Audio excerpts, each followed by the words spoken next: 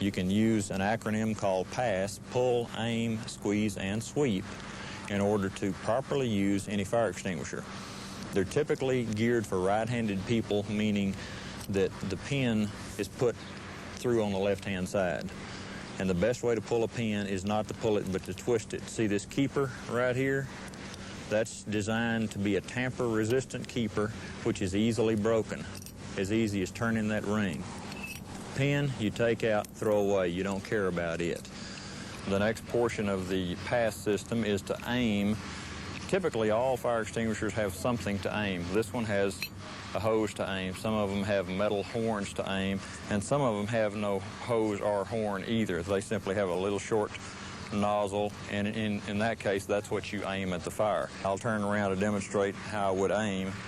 And the squeeze part is to squeeze the handle. I'm going to expel some extinguishing agent out of this extinguisher right now just for demonstration purposes. And this is, by the way, what you should do as a test before you get to the fire.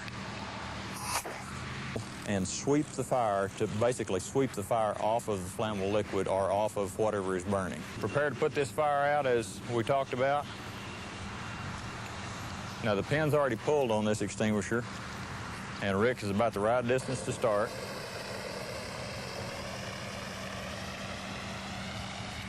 And he made it look easy. A real good job.